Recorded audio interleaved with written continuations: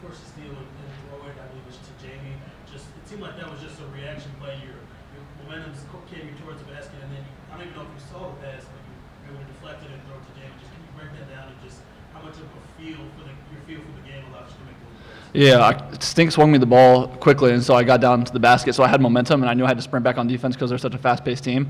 And then I don't know what inner T.J. McConnell came out of me to steal that, but thankfully I got a tip on it. Chase Ross kind of bobbled it, and I caught it, and I was planning to call a timeout, but then I saw Jamie, and so I just kind of threw it with whatever I had to get it to him, and I'm glad the play happened the way it did. And as teammates, for both of you guys, how good does it feel to see Jamie finally hit a three-pointer? I know he's been kind of going through it a little bit, but to see one hit it in a clutch situation like that as well, how good does that feel for you guys for him? Incredible. I live with Jamie. He's one of my best friends in the entire world. And I know he puts the work in, and it's all up in his head probably, but he's an incredible player and an incredible shooter, and so to see one go in finally, great feeling for him. Yeah, it feels great. Every time in practice, I just tell him to shoot, keep shooting. Always trying to look for him. But yeah, he can shoot the ball, and I'm not worried. He's gonna make shots, make huge shots down the stretch for us, and yeah, he played really well today. Mike, Xavier has that play in the second half where he gets a steal in transition, finds you for the dunk. Obviously, steals are an opportunity for you to run in transition as a finisher. How much do you think he changes things with his ability to create not just on offense, but great offense with that defense? Yeah, like him, like coach always on him, like, hey, pick up full. And I told him before the game, hey, play your game, but be defensive minded. That's how you play well. And he took that advice, and he showed everyone that he can defend at a high level. He's one of the best defenders in the Big East, so he did really well today, and congratulate him. And what has changed about this team? I mean, obviously winning kind of cures a lot, but I believe Stink said the other day you guys had a players meeting at one point during the losing skid. Was there anything said, or was there a particular practice that kind of helped this team get back on the right kind of track? We did have that player meeting, but I feel like what coaches said that has really stuck with me is that we just got tired of losing. Like, we're too good of a team. We're all too talented of players. We all like each other way too much to be going through a stretch like that, and it's uncharacteristic for us. And so getting back to what we do and being ourselves was super important, and just being tired of that. Same question, Mike. Just what do you feel like is the biggest change between now and when you guys are going through your losing streak? I think it really started, playing Seton Hall. We were just tired of losing, like Finn said, and something just switched. I feel like everyone just buying in the coaches and our execution, and just every day just taking day by day, game by game, and we're not looking too far or in the past. We're in present times, and if everyone just play 40 minutes of basketball, good things will happen. Thanks, Ben. Thanks, Mike. Get some rest, man. Yes, sir. Get some rest, Mike. Yeah.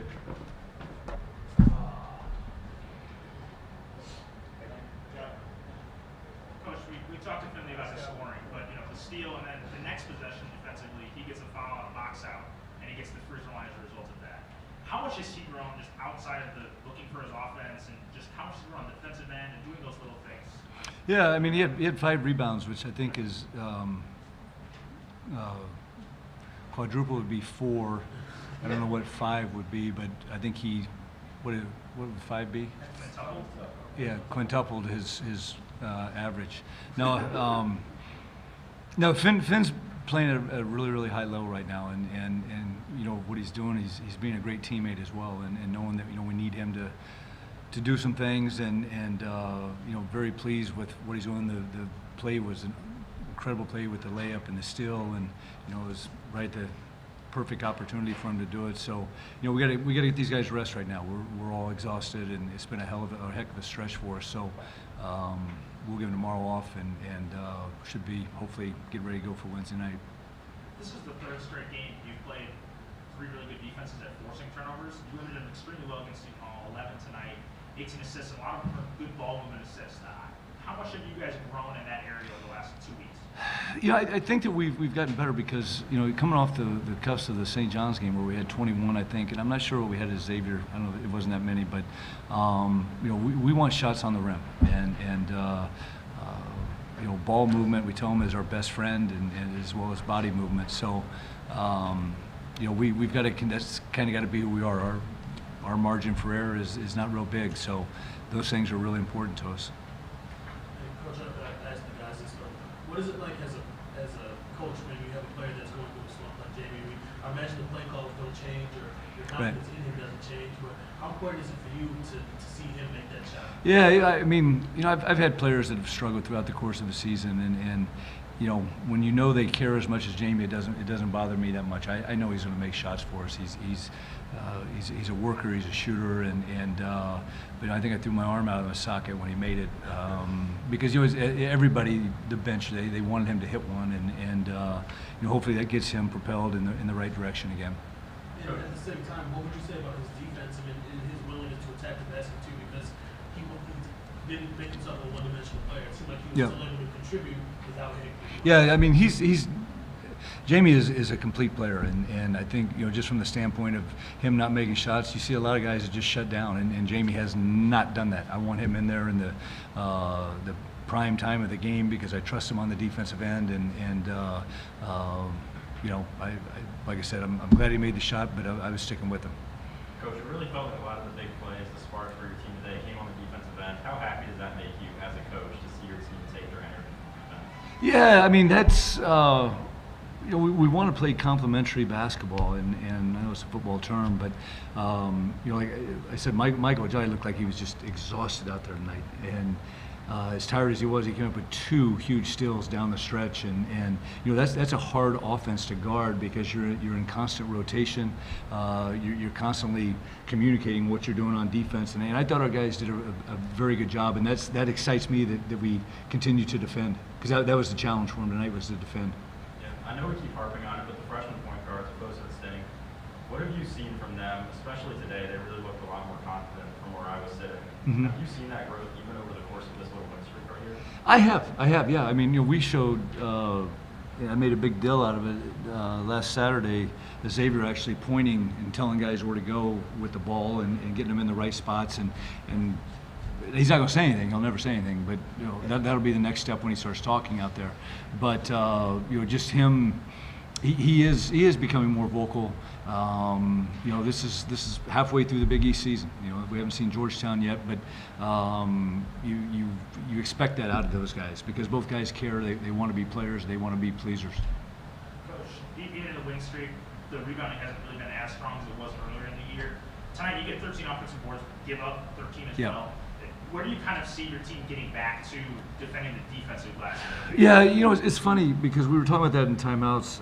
I don't know, we probably had 3 or 4 that were in our hands and we lost tonight.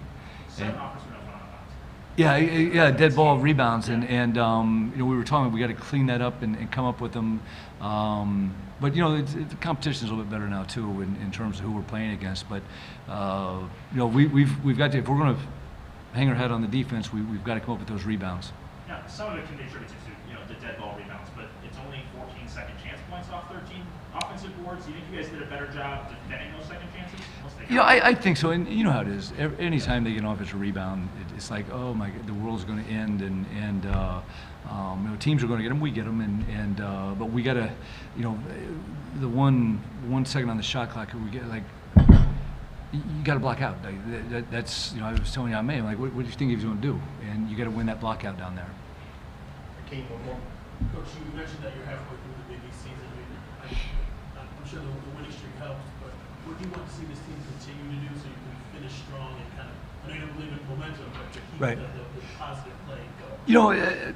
First we get some rest. We're banged up, man. We limped through the finish line tonight just in terms of guys, it's been a tough stretch with us, but I just want to see us keep getting better, and that's what I keep challenging our guys to let's be that team that never beats themselves. If somebody beats us, so be it, but we don't want to beat ourselves. And we had that stretch where we were turning it over there that we were trying to beat ourselves, and we snapped out of it and it made some big plays. But I think for us it's just continuing to lock in on both ends of the floor in terms of game plan and what we're trying to do and how we're trying to do it, and playing hard. And I thought our guys played really, really hard tonight. Thanks, Thank you. Shaka's on his way in right now, so.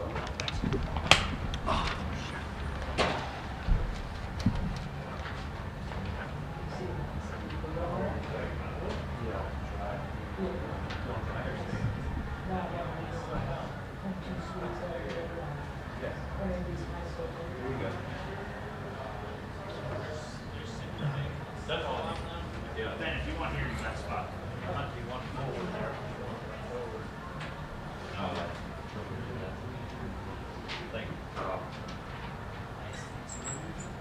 So then a key request to table this year. I throw my weight around.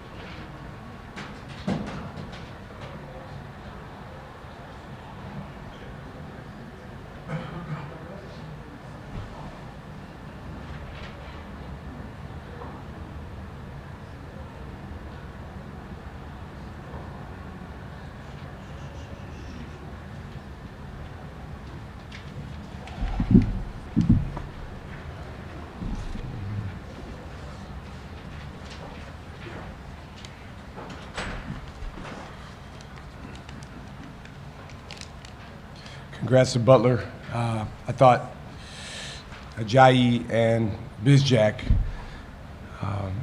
they just imposed their styles of play on the game. They did what they do well, and we didn't do a good enough job counteracting that. Obviously, 45 points between them is significant, but even beyond that, they created a lot of plays for their teammates. And again, we didn't do a good enough job taking away what we said we wanted to take away.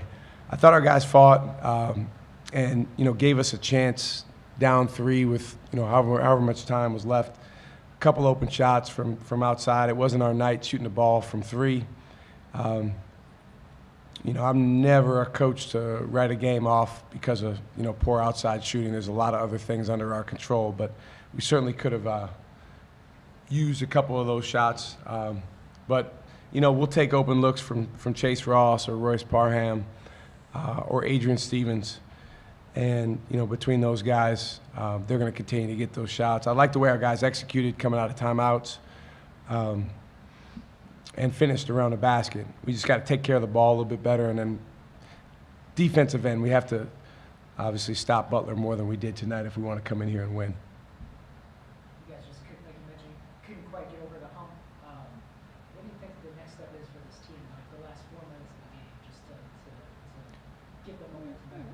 Well, I think, Ben, there are different games, so I don't want to, paint with a broad stroke. And, we had a game where we were up 7 against Seton Hall in the last 4 minutes of the game, didn't win. Our last game, Providence was close, in the last 4 minutes, went to overtime.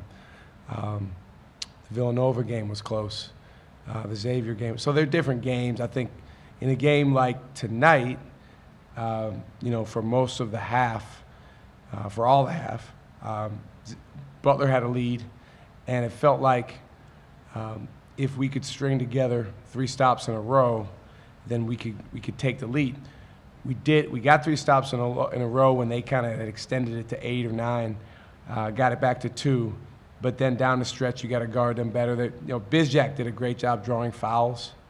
I think he went to the foul line 13 times, doesn't miss much from there. That's what really good players do to, kind of stem any tide that you've created and keep you from getting those consecutive stops. So that's the first thing, better attention to detail. We got our hands on the ball really good tonight. Our deflections, we always check the tape afterwards, but on the floor, I think our deflection count was 38 or 39, which is usually a really good formula. But there was about 4, 5 possessions where we got a deflection, and obviously I took them out of the initial thing they were trying to do. But then the ball was loose.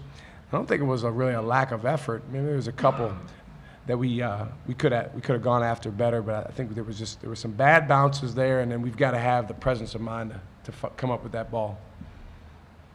Coach, you mentioned Bizjak's play. Just he's someone who's always moving, he's always coming off screens, and Yep. his teammates are working to get him open. Just how difficult is that, especially when he's not just looking for his outside shot, but he's also trying to get to the basket as well? Yeah, he cut with more violence than, whichever one of our guys was defended him with. And when you have that advantage, now you're putting the defense a step behind. I think the other thing about his game that is really, really effective is just his ability to use his shot fake, because now, you're trying to run him off a three-point shot, but he's really, really effective, pumping the shot fake. Obviously drew the foul on NJ in the first half, and he's just a threat to do both. I thought the foul that he drew on Adrian in the lane when he kind of got him on his back was a big one. I don't remember exactly what the score was, but we're going to have to obviously take a look at the tape and figure out how we can defend him better next time. You mentioned all those close games. What have you seen from the guys? How have they learned from those experiences? What differences in boys have you seen over the course? I think our guys have grown in that way, Ben. I think, number one, the way our guys act, interact, and respond in the game was not in a good place after about 10 games. And I think our guys have grown a lot in that area. Obviously not enough to come in here and win.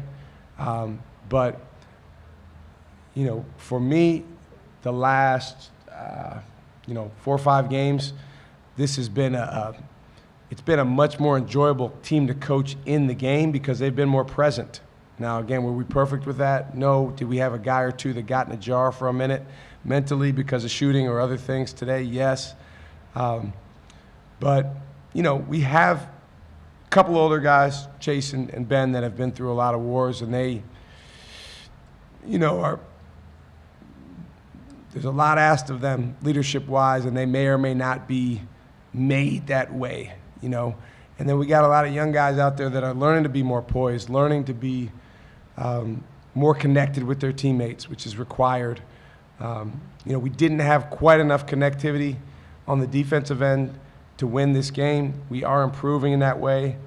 But there's also all the basketball factors where Butler was just a little bit better than us. And those are areas where we got to keep working. You mentioned finishing better inside today.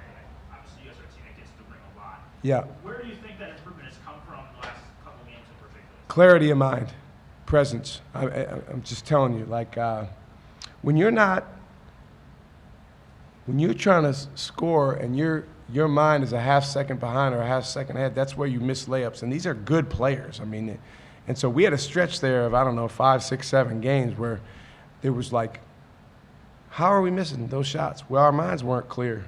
It was just, and you might say, well, fix it, get their minds clear. We've been working on that. But I give our guys a lot of credit for just a lot more poise in there. And again, we're not perfect, but I think we're finishing better. Tonight was cruel because we scored the ball well from 2, but not from 3. And neither did Butler in the first half from 3, but they did in the second half. And the 5 for 9 from 3 for them was huge. And again, Bizjak and Ajayi deserve a lot of credit because the attention that they got created opportunities for other guys on their team to make shots.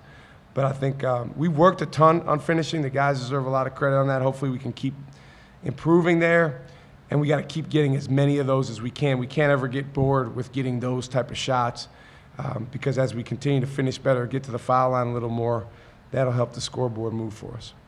Sophomore guys, Royce and Demarius, what stood out to you over the last handful of games? Well, sophomore year is tricky because you come into the year and you feel like, man, I'm going to be way better than I was as a freshman. And sometimes you are right away and sometimes you're not.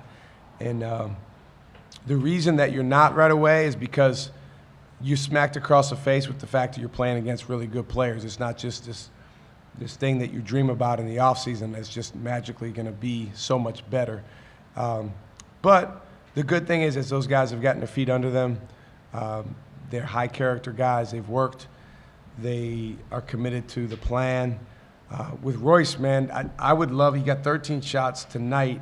I would love for him to get 20 shots on a night like tonight. Like he needs to get shots up, especially the ones around the basket. That will go hand in hand with him getting to the foul line as well. So I think his aggressiveness has grown.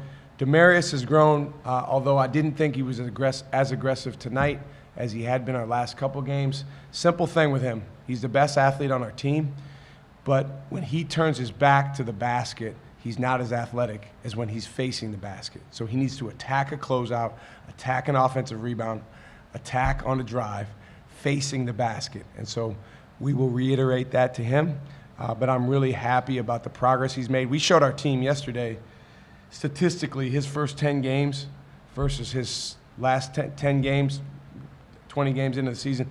He was bad first 10 games of the year. I mean, it was almost unplayable. And he's gotten significantly better. He's more than playable now. He obviously helped us win our last game before we came here, and he can help us win games moving forward. And that's all we're asking from our young guys. Just keep growing, keep trying to help your team win. All right, thank you guys.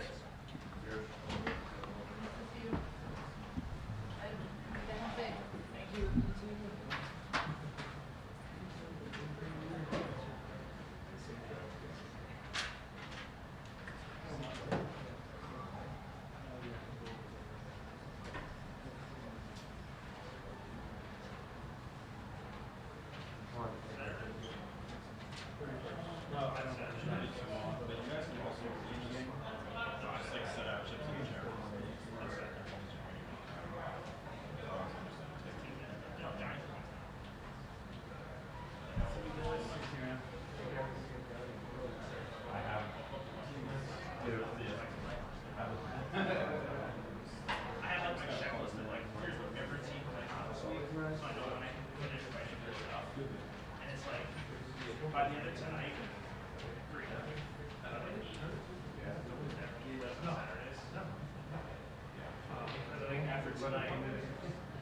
after tonight. Okay. Because like that was impressive. It's a big race. I'm all in on that. You can't do that. No, right. And the kid didn't try to see it. Not big race.